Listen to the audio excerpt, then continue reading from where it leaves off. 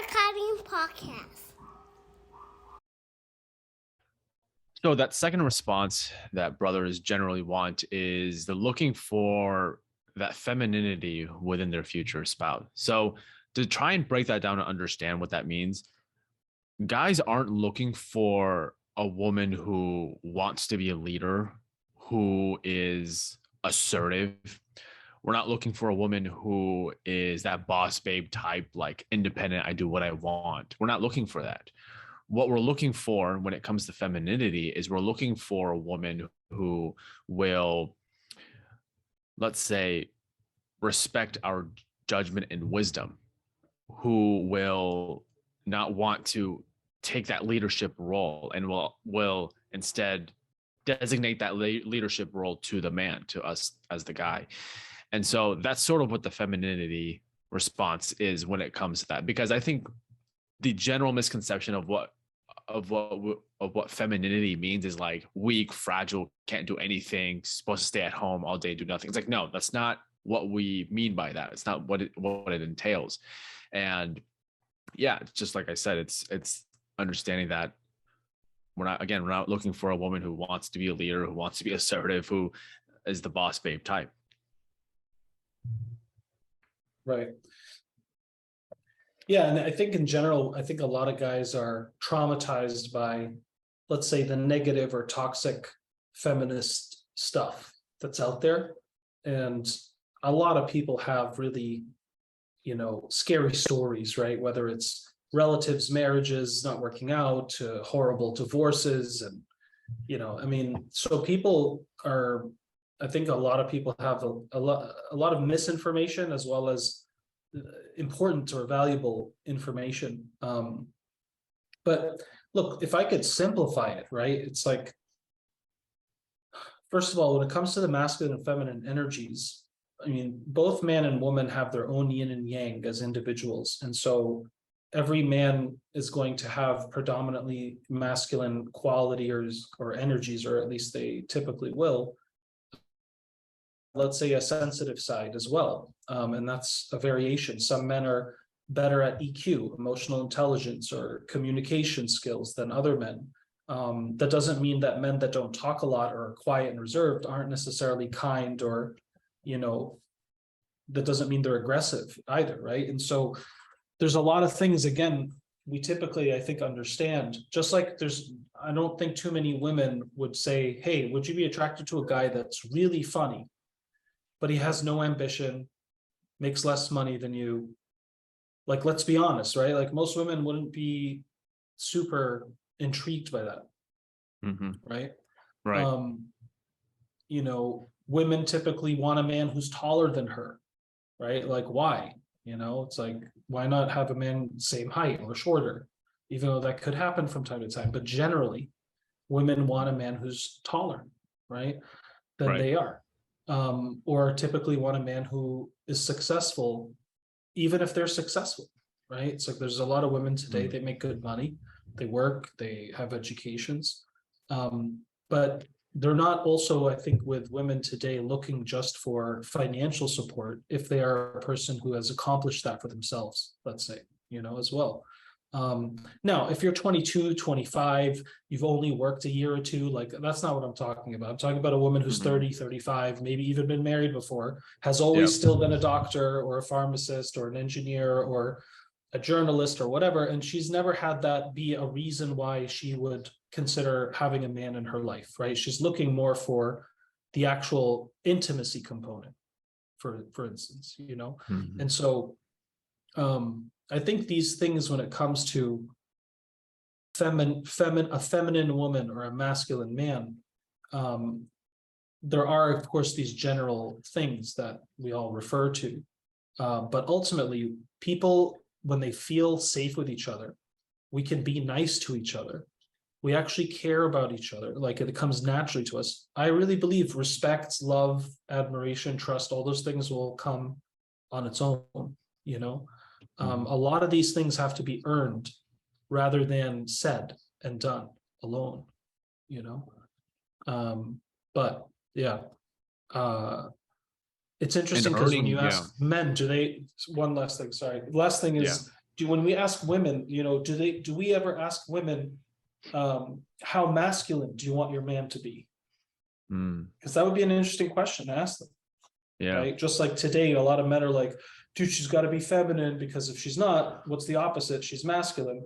And maybe that means she's assertive, won't stop everything you say. She has a comment or a rebuttal, blah, blah. But these are also extremes, right? Like no woman is always like that. Very few are. Constantly just like everything you say they have to challenge it, right? Because that's now a different matter. It's not about feminism. It's about that person's really insecure, and they may not really actually be sincerely like you or trust you.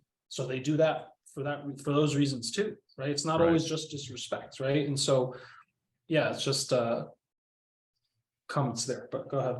Yeah, well, I was going to say that, I think it's important for young men, especially in today's day and age, us guys who are single, we can't project our insecurities onto modern Muslim women, right? We can't fall into this dogmatic idea that the modern Muslim woman, she just, she's a feminist. She just doesn't understand traditional gender roles. Like man, it's sad to see whenever I see Muslim brothers, especially in the online world, who often project their insecurities onto modern Muslim women, and how like, oh, there's no point in marrying a Muslim woman from the West, just marry someone from back home. Like I don't like that, because there are so many good Muslim women out there who live in the West. And it's like you said, these extreme examples, right, of the woman who's like the boss babe type, who is assertive, who wants to be a leader, like these are extremes, because at the end of the day, your fitrah will truly come out one way or another. And it's going to happen eventually, whether it's in your 20s, whether it's in your 30s, it's going to happen. It's not all doom and gloom. Being somebody who's single out there, whoever is listening, as a single guy, look, it's not all doom and gloom. Sometimes it's best just to turn off your social media for a bit and go outside and just explore the world. And you'll be very surprised. Trust me, you'll be very, very surprised. Yeah. In fact, most people should base their judgment or preconceived notions, it's a safer bet to base it on your actualized experiential data rather than what you've learned other people say about it. Right? Exactly. Because if you listen to only people who talk about how marriage sucks and it's all these nightmare stories, it's a high likelihood it'll impact you, and you're like, I'm never doing that. I'm not getting married. Exactly. It's like, well, exactly. So these things, of course, influence us. As someone like myself who's been through courting in the past and been through that courting process, I would honestly say most of the time that it didn't work out, it was because of like just small things, like maybe our personalities didn't click, we weren't very compatible in certain areas, but very rarely was it ever like, oh, I was talking to this sister and she just gave off this like strong masculine energy, and I was like, no way, I'm gonna avoid that. Like, I don't think that's actually ever happened to me personally, right? So again, it's like, got to go out there, you got to court sisters, you got to put your, got to get your feet wet. And then the last two things here, yeah, go ahead. I just wanted to add, for me, if I was, still single, look, for me, the biggest red flag, if one of your biggest fears is the sister I'm courting, influenced by negative, toxic feminism, the red flag is simply, do you feel like when she challenges your ideas, it's because of your thoughts or ideas or definitions themselves, or do you feel like she's just pushing back on you because of your gender? Right? Like, that's the big red flag or the difference, right? Just like any man who seems to like, he has all these views about religion or how things should be, but it's actually because he actually doesn't have a healthy understanding or relationship or connection to the feminine. Like, he doesn't like women, or there's a part of him that feels like they're, subservient or less than me. Like, that's the red flag of toxic masculinity. You understand? Aggression, being assertive, having leadership, a man wanting to be strong or confident, those shouldn't be threats to a woman who's also secure in herself and would admire these things naturally in a man that treats her well, she trusts, he's respectable to her, he's reliable. Like, that's naturally women will enjoy taking that natural place in that dynamic, right? And so would a man. And so Yeah. I feel like, we don't want to overthink things with simply, concepts or traditionalism, because, this traditionalism argument, while I'm not, some postmodern, new age worshiper or anything like that, but tradition to me simply means, a process of which we do something that has worked, and some of it still works, and some of it has to be a little modified or adapted or changed, right? Again, when you live in an area where everybody pretty much knows each other, the 100 families in that surrounding zip code, they all know somebody. That's a very different scenario to take a courtship process within, versus I am on an app talking to a sister in California and I'm in New York. You can't follow the same traditions of every step in that process, let's say, right? Just because the context, the culture, the setup, the conditions, everything is shifted, right? So we also have to be very careful when we say traditional gender roles, right? Because I don't really even know what that means anymore, other than what the fitra and nature will kick in. I mean, most women who are going to get pregnant after you marry them are going to go into that motherhood role. And there's no argument, right? It's like, although there's a very rare situation sometimes where a woman has the baby, basically wants to go back to work, and, we'll have somebody else raise the kid, right? That's a different story. But in some circumstances that might be necessary. I mean, again, you never know, man. It's just different for some people.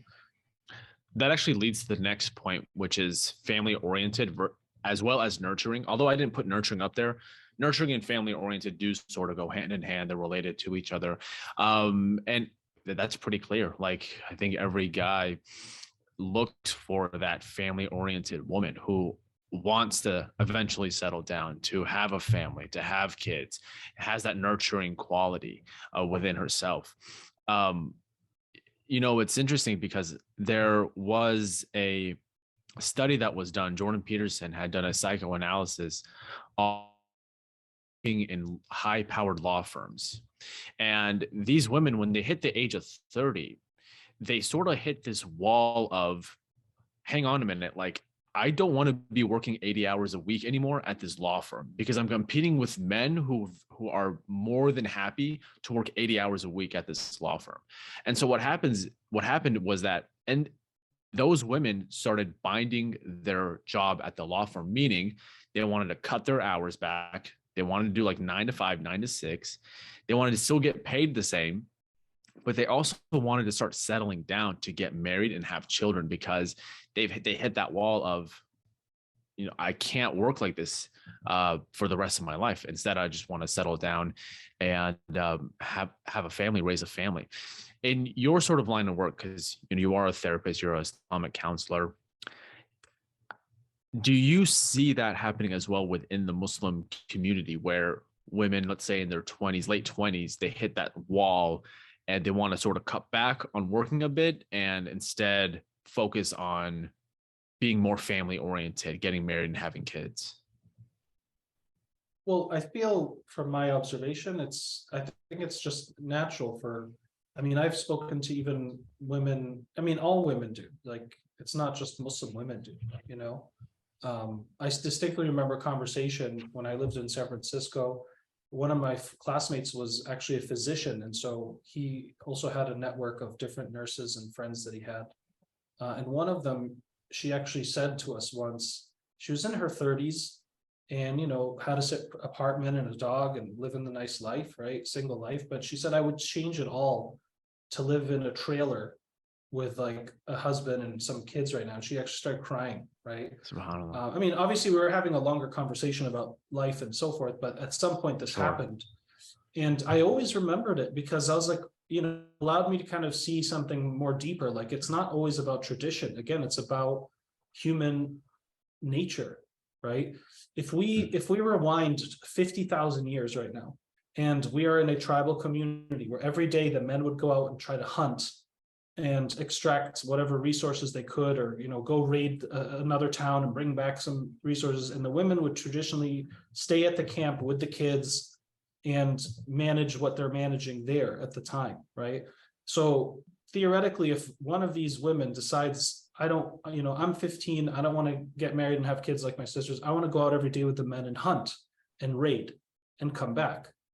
She will do that until she's 30. And I would say probably experience the same thing. Go, I need to actually, because all these men are hunting and this and that. And if they don't die out there, they typically will breed and have families to go home to. I'm acting like the man, and I don't have any kids or a husband, but I do have my, parents or siblings and so forth, right?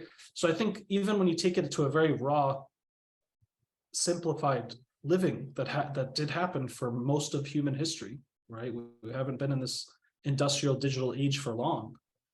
This is, it's like, would she hit that same, type of realization? There are some women, I'm sure, that wouldn't care. They may not actually, that's not a fulfillment they need to fill, right? But I think because genetically and biologically, we're wired to also breed and to keep our species going, the vast majority of males and females will want to breed, and they will. And that's actually what's been happening. And so I think if a woman is one of those who recognizes that, it's going to come out in her and almost in a sense overtake her, right? At some point, I think that's definitely more likely.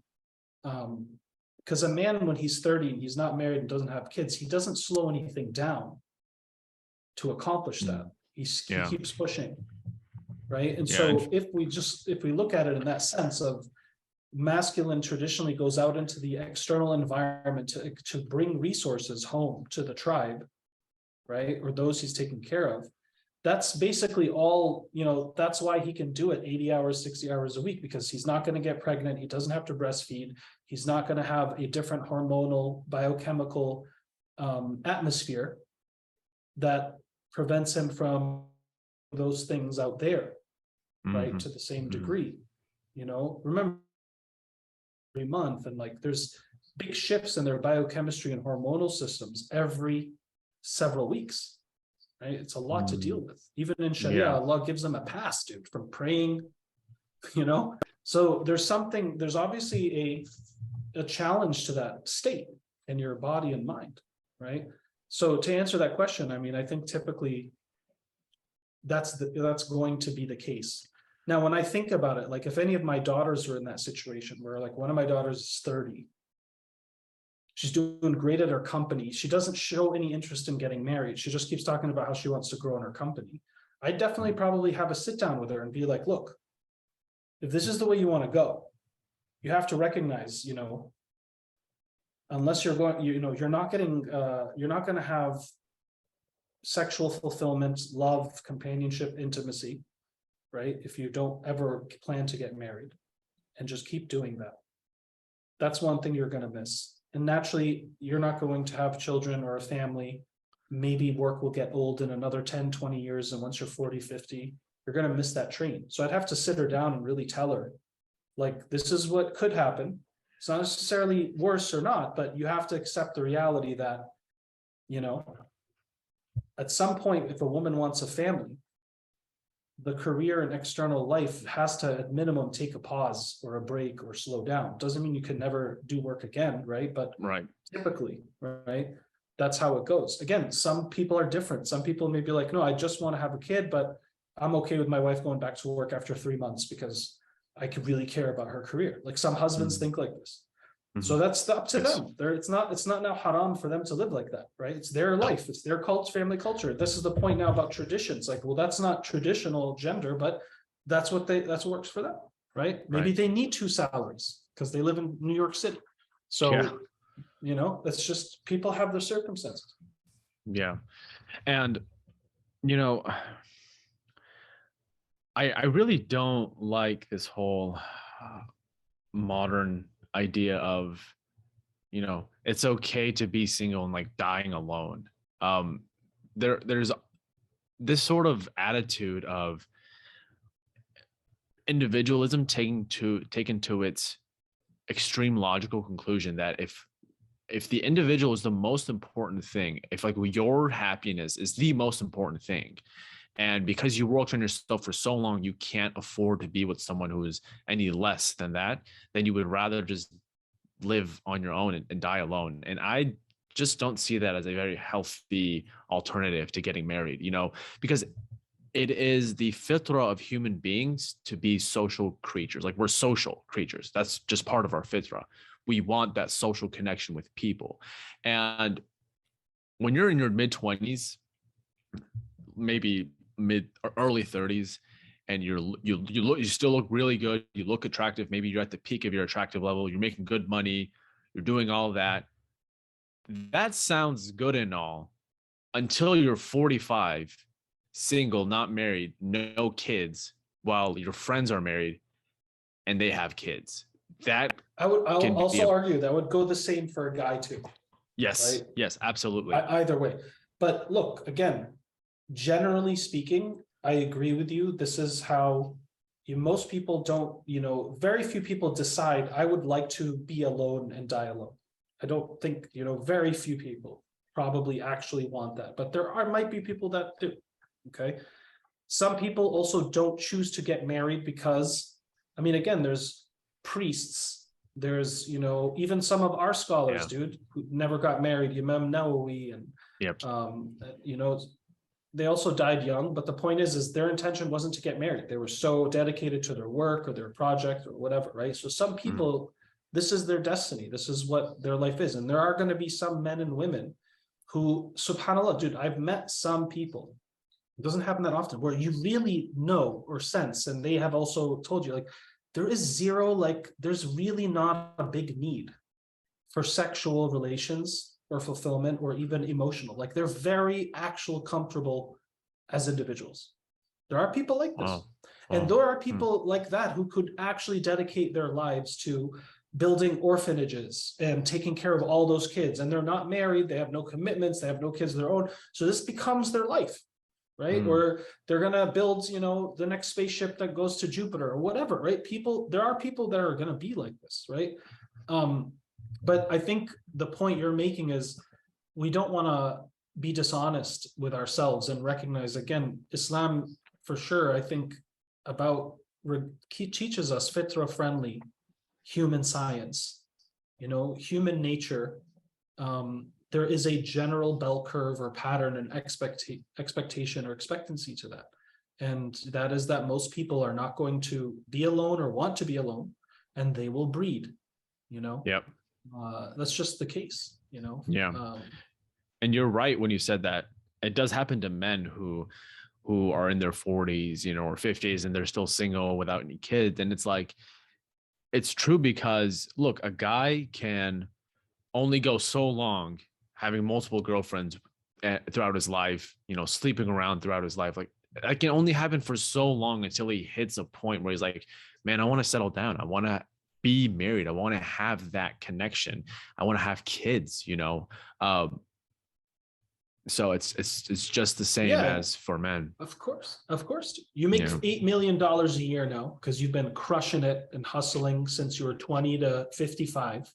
Yeah. And you go home to your huge apartment, dude, right, with your servants. Every man's going to say, I have no one to share this with. And they'll look at the regular neighbor, right, a few blocks down, who's driving his Corolla with a wife and 3 kids. And he's like, man, he has it all. And then that guy who's married with the wife and kids goes, dude, I wish I was that bachelor with all that money and he could just do whatever he wants. And subhanAllah, right?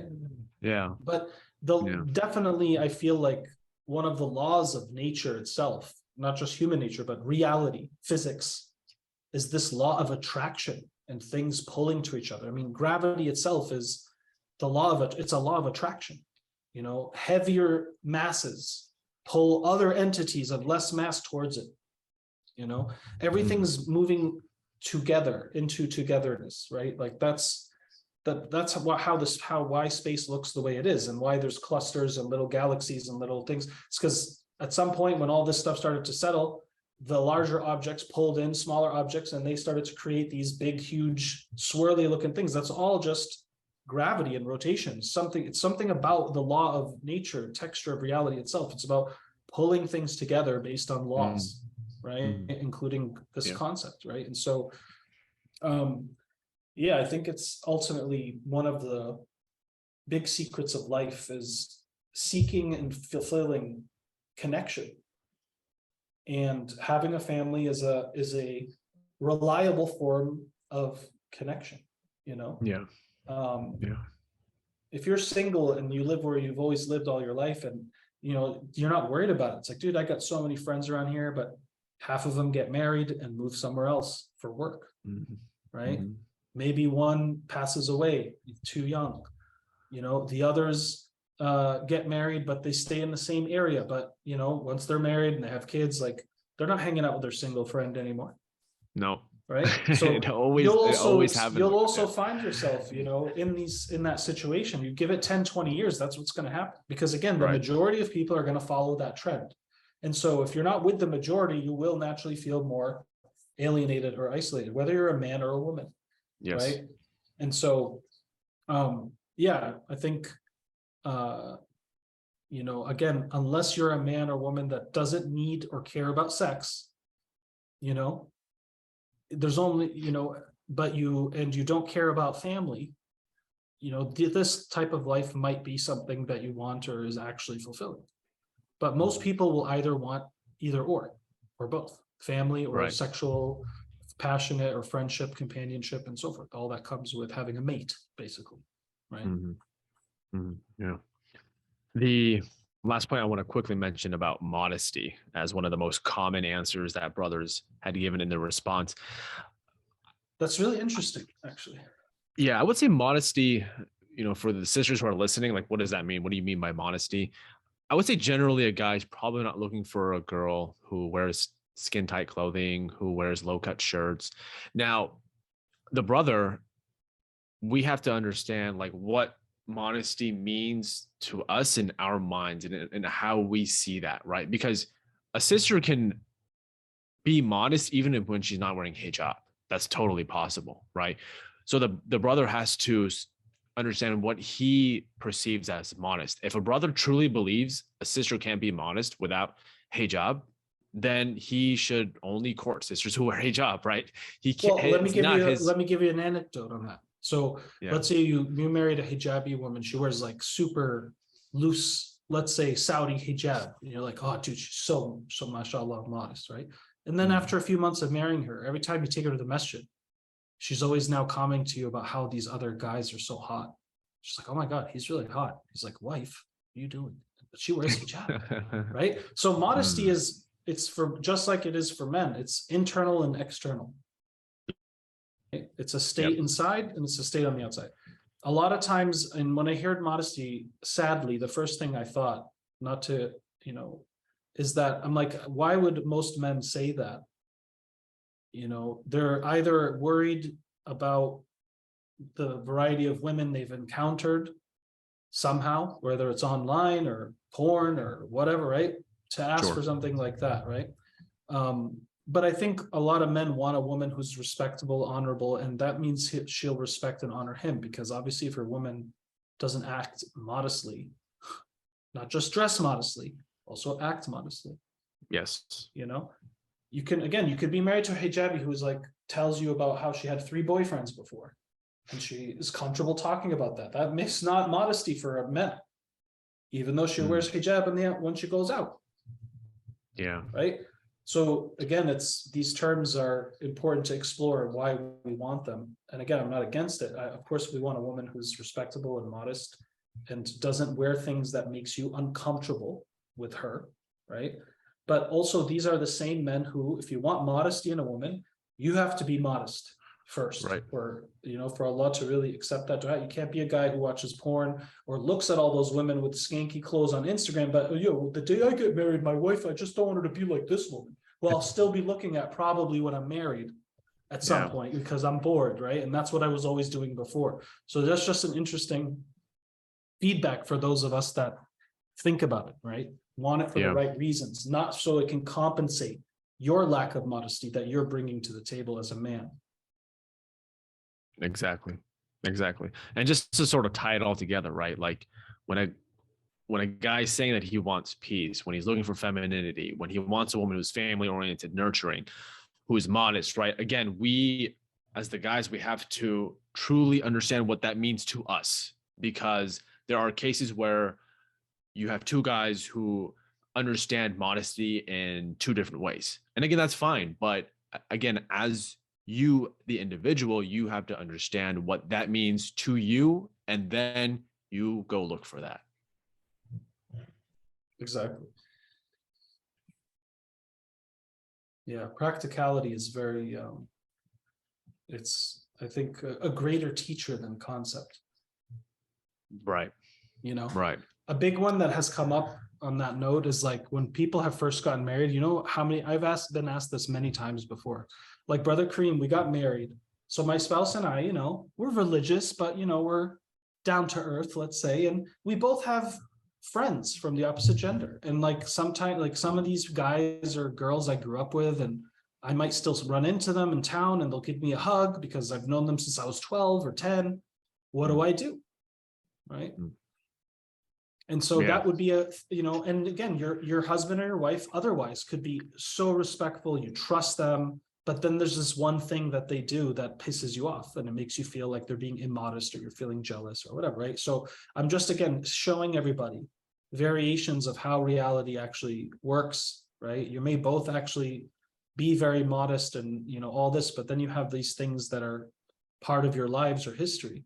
And so every couple has to be different about that, right? Some couples actually both decide to tell their friends on each side, like, look, married now, I don't feel comfortable hugging you anymore. It's just kind of more of our culture, religion, blah, blah. Other couples decide, well, we're not going to initiate any new physical touch or contact or hugs with new friends, but those old school friends that we might see once in a while or once a year when they're in town, like, you know, come on, you know, it's Mary or it's Jimmy. It's just, you know, and some people are like, all right, you know, what's, because they don't want to have that conversation with the friend of like, I can't hug you anymore. Well, why not? Yeah. Right? You hugged me last year when you weren't married and now you have it. And it's like, but I'll be honest, a lot of Americans actually kind of understand. They're like, okay, I get it, you know. They don't make too much of a big fuss about it. And again, if someone's really your friend, they're not going to care if, you know, you're a woman who got married and now you're not hugging him when you see him, or vice versa. I think if the friendship is really solid, that can be bypassed without it affecting your actual connection, let's say. Right. Again, why? Yeah, it's why it's so important that a guy cannot project these traits onto a potential girl he might marry and tell her like, look, I need you to understand what I mean by modest and live by that. It's like, that's not how the world works. Again, it's not practical. It's not realistic. It's the guy having to understand what these terms and words mean and what they mean to him, and ultimately just pursuing that if he sees that fit within a potential future spouse. Exactly. In other words, know what your values are, what you mean by them. And instead of like trying to do an interview or just simply a checklist of like, do you believe in modesty? Do you believe in this? Do you believe in that? Do you believe in that? Right. Okay, we're compatible. It's like, no, the more data interaction, more interactions, conversations, explorations around these topics is what's going to allow you to get a better sense of how it would look applied, right? If you're just arguing about you not being what I think it should be, then that's not going to help you apply it together in the future, right? You know, so understanding the concept and the value and the meaning is one thing. And then the way you both visualize it, looking and feeling, or how would you deal with some of these anecdotes we discussed today in the podcast? Like, those are things that I think allow you to really get to know somebody, you know, more seriously, right? So yeah, it's just, I hope it was helpful for everybody to hear some of this feedback. I think all these things that people are looking for are still important words and valuable, but just as we demonstrated today, we can take any word, talk about what we all probably resonate with, like around terms like modesty and peace. But the reality is, you know, it's not as simple as here's my list of desired menu. I'd like to copy and paste that over to this woman or this man and see if, you know, everything lines up. And then we go for, no, explore those things, talk about things, experience pushback, challenge the thoughts, challenge the ideas, bring up scenarios, because it teaches you how people think and why they think Yes. the way they do. And that's important. So Yes. may Allah increase Yes. us all. I mean, my last words are to the brothers who responded to my prompt. I Yes, appreciate you thank you, guys, and I gentlemen. appreciate the feedback that I was given. Again, a lot of great responses that I received. And the last thing I want to say is, it's not our job to change people in the sense of, if you're a brother who wants to marry a sister that doesn't wear a hijab, it's not your job to say, I'm going to, I'll change her to wear a hijab. Like, that's not your job. Your job simply at the end of the day, as a man, is to guide, is to lead. And if somebody comes along and accepts that guidance and leadership, khalas, alhamdulillah, and if they don't, then they don't, then that's okay. Right. Yeah, I would never, and in general, don't marry somebody thinking you're going to change something big about them and then they'll fit more into your template. That's a big mistake. And generally speaking, we should marry people for their core qualities, not their potential, because people don't assume 50% of the time people will not potentialize in that direction that you thought they would or hope they would. Then you're working with bad odds, right? So always focus on the core and who they already are, rather than what you hope they'll become. Because if you already like who they are at their core, then that naturally will become better and more, let's say, modified. And so they will likely become more of what you hope they'll become and so forth with time anyways. But it's a dual effort, right? So this concept of like, anyways, it'll go into more. But Noman, thank you for bringing this topic. It was very interesting. And next time, inshallah, we're going to discuss do our best as men here, do our best to discuss more of what we gathered around the women, Yes, wants and needs, and hopefully I can provide some valuable feedback as well, inshallah. Appreciate it, Karim, and we'll talk soon, inshallah. Thank you, sir. Have a good one. Assalamu alaikum. Coffee with Karim podcast.